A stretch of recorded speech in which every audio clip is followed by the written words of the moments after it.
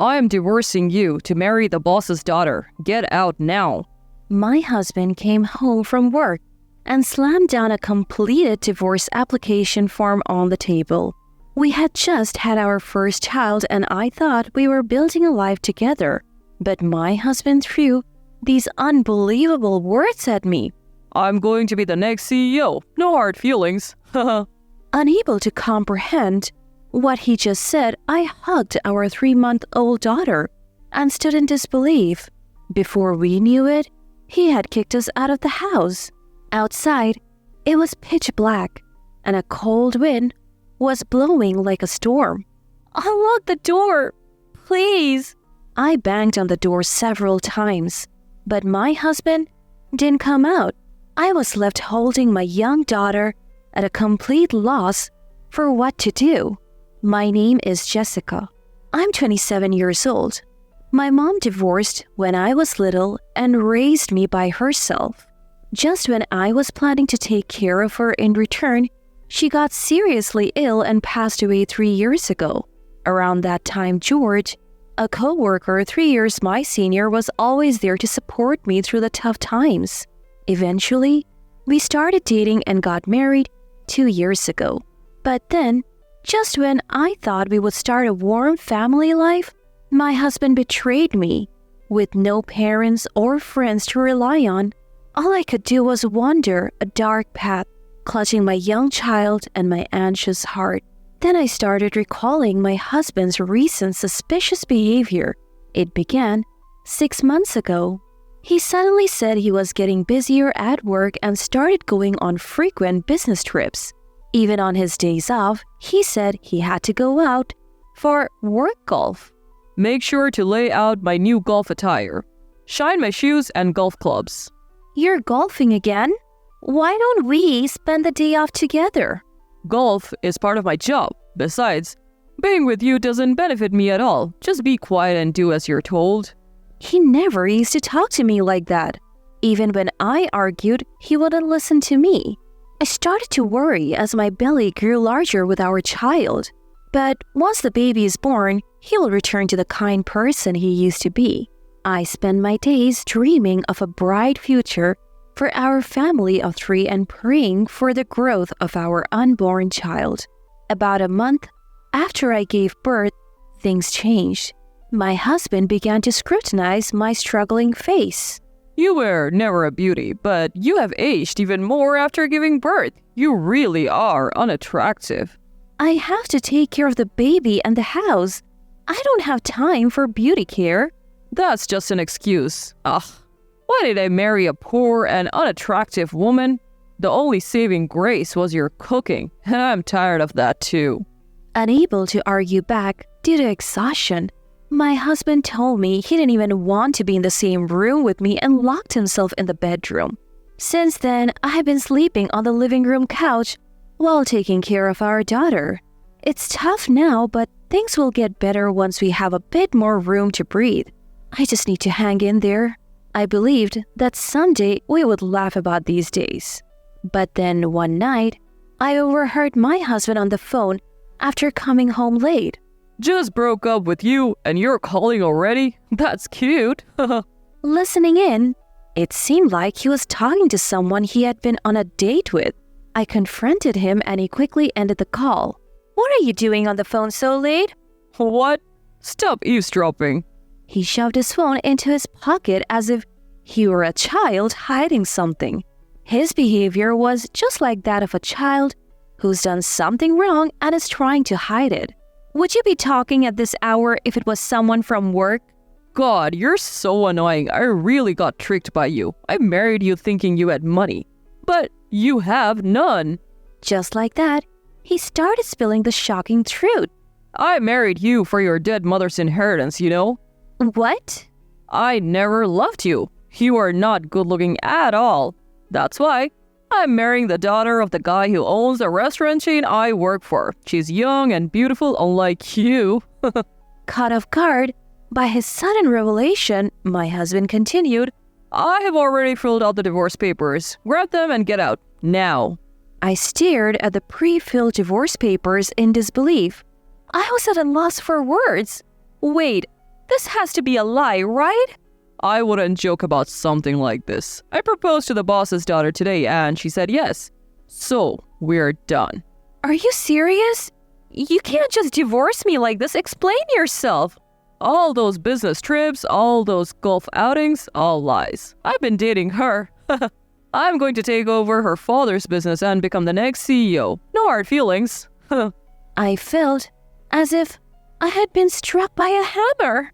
Unable to find the right words, I clung to our daughter as he forcefully dragged us both out. Stop! Let go of me! I'm getting rid of the nuisances in this house. Hurry up! Take your hands off me! There was no way to overpower him. My daughter and I were kicked out with nowhere to go. The outside was frigid, almost as if our white breaths would freeze.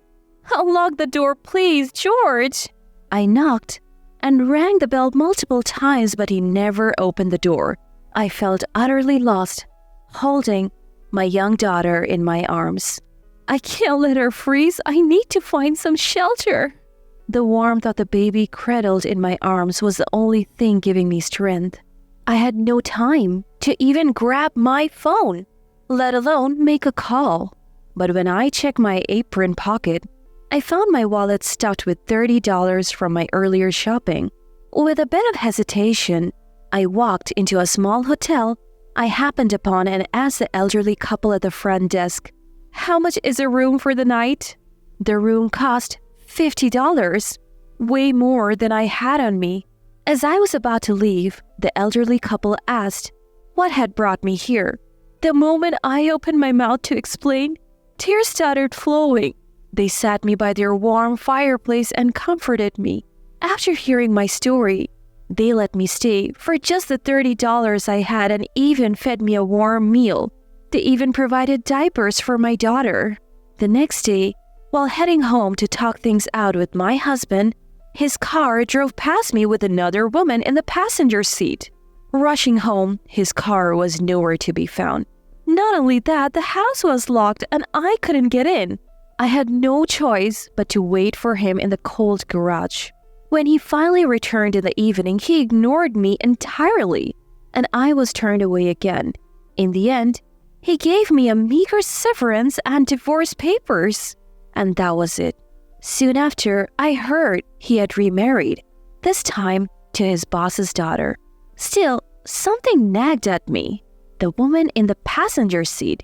She seemed strangely familiar. What if... Suddenly, I burst into laughter. I get it. I couldn't stop laughing at the thought that karma would surely catch up to him. First things first, though, I found live-in work and committed myself to supporting my daughter. Before I knew it, 10 years had passed. My once infant daughter was now thriving and even helping out with household chores. Then one day, I was near my workplace. A man suddenly called out from behind me. "Jessica, I finally found you." "You? Why?" It was my ex-husband, panting as though he had run to me. He was wearing a torn, dirty shirt and mud-caked pants. His cheek was swollen red, as if he had been punched. "Please, lend me some money. I borrowed from some dangerous people. Next time, a beating won't be enough." "Why? Did you marry the boss's daughter? Weren't you said to be the next president?" About that." He started to explain. After marrying his boss's daughter, he had received a VP position and lived comfortably. But gradually the business declined. Restaurant after restaurant closed down and eventually the company was sold. Well, every restaurant is struggling to get customers these days. If that chain restaurant hadn't opened up in the neighborhood, we would be just fine. Can you lend me some money? My ex-husband looks at me with teary eyes full of hope. Just then, Linda, an employee who has been by my side, chimes in. "Boss, it's almost time." His eyes nearly pop out of his head as he grips my arm tightly. "What? Why are you the boss?"